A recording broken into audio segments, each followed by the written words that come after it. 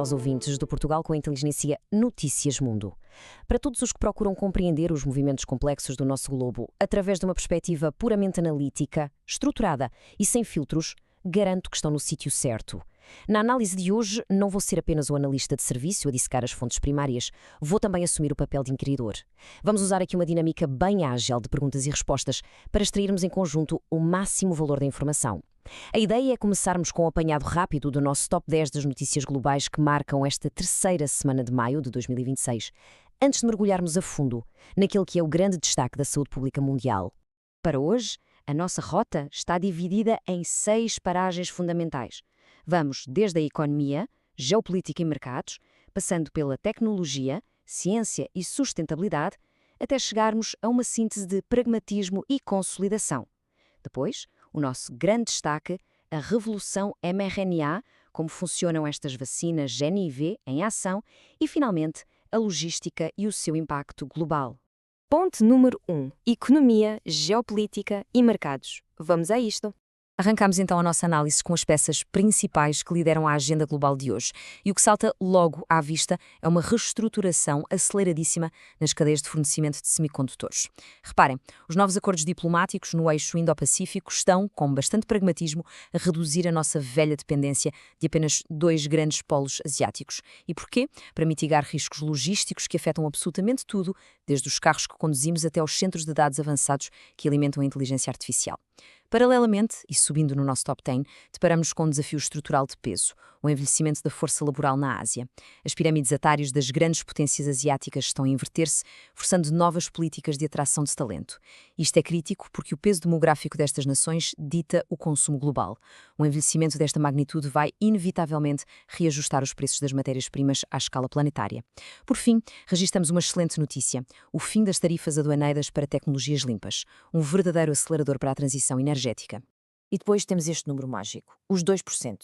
Esta percentagem conta-nos, no fundo, uma história de estabilização macroeconómica.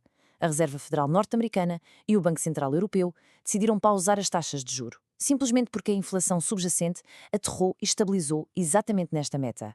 E o mais interessante, o mercado global reagiu com uma calma surpreendente. É um sinal claro de maturidade. A época de resultados trimestrais veio provar exatamente isso. O capital está farto de especulação pura.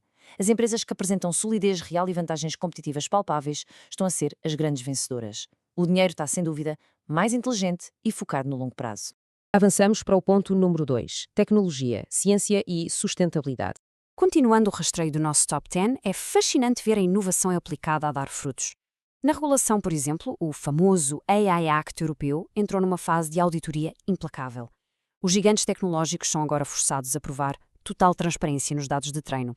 Isto está a criar um novo padrão de ouro mundial para a inteligência artificial.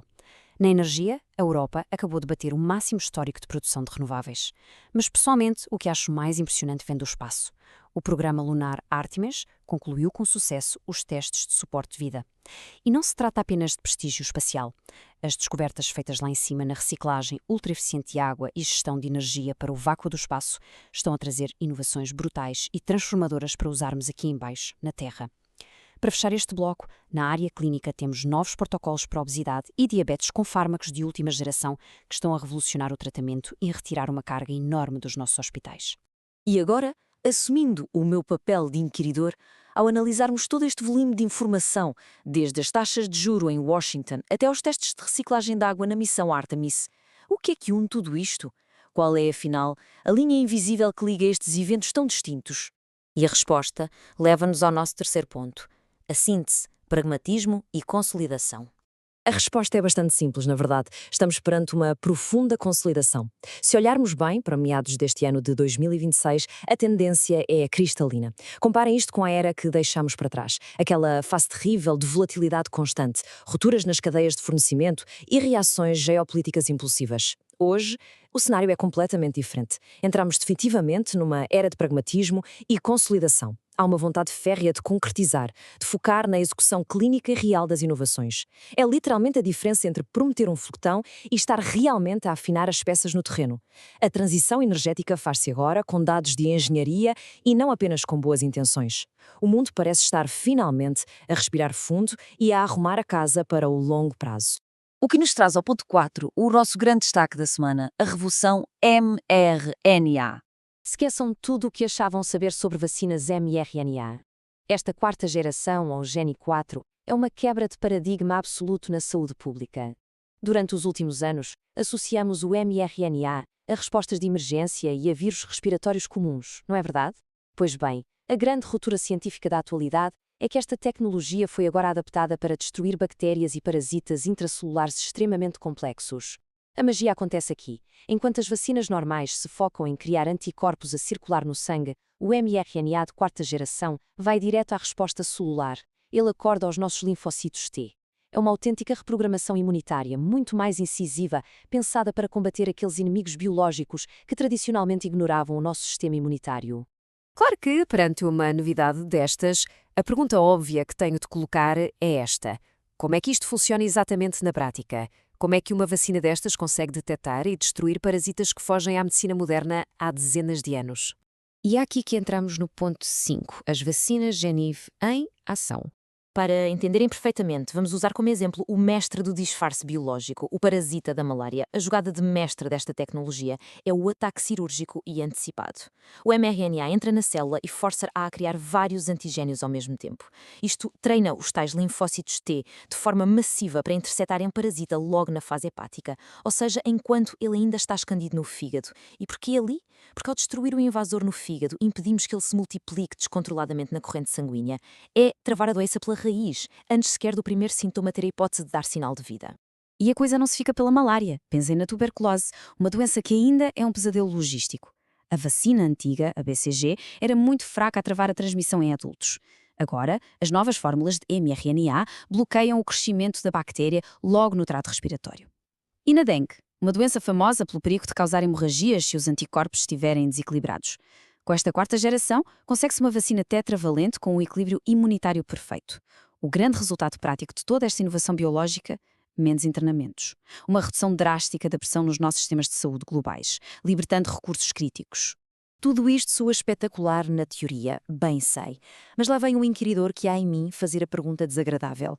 Como é que falamos em sucesso global se a tecnologia mRNA sempre obrigou a arcas congeladoras caríssimas que inviabilizam por completo a sua entrega em zonas rurais e nos países em vias de desenvolvimento? O que nos conduz ao nosso último e sexto ponto: logística e impacto global. 2 a 8 graus Celsius. Este é o grande trunfo silencioso. Não é só a biologia, é a logística. Graças a um esforço titânico de engenharia, os cientistas criaram novos polímeros para envolver o mRNA, garantindo que ele não se desintegra. Traduzindo isto por miúdos, estas vacinas altamente avançadas podem agora viajar e ser guardadas num frigorífico normalíssimo, igual ao que temos na cozinha ou na farmácia da esquina. Acabaram-se os supercongeladores a 70 graus negativos que deixavam a África e grande parte da Ásia de fora. É a democratização total e absoluta do acesso à saúde de ponta. A magnitude desta mudança de paradigma fica claríssima quando olhamos para a evolução ao longo do tempo. O que antes demorava anos de tentativas lentas em laboratório, agora desenha-se em semanas de forma puramente sintética. A resposta do corpo, que era efêmera, passa a ser uma blindagem celular completa. Saímos do pesadelo do frio extremo para os frigoríficos comuns. E, acima de tudo, a produção. Já não dependemos de um par de fábricas ocidentais caríssimas. O modelo de fábrica destas novas vacinas pode ser descentralizado e implementado rapidamente em polos regionais nos próprios países afetados. Isto tem um impacto macroeconómico brutal e convém que todos interiorizemos isto. Não estamos apenas a falar de curar pessoas, estamos a falar de produto interno bruto, a capacidade de produzir e distribuir tratamentos complexos diretamente onde eles são mais precisos, sem perder lotes pelo caminho. Isto significa que regiões inteiras, cuja educação e desenvolvimento eram constantemente interrompidos por estas doenças infecciosas crónicas, podem finalmente prosperar. É menos absentismo, mais produtividade e, acima de tudo, o expoente máximo do pragmatismo aliado à ciência, para devolver a dignidade e a força de trabalho a meio mundo. E assim, provando como a biologia e a engenharia juntas conseguem resolver os bloqueios mais teimosos do mundo moderno, chegamos ao fim da nossa análise desta semana.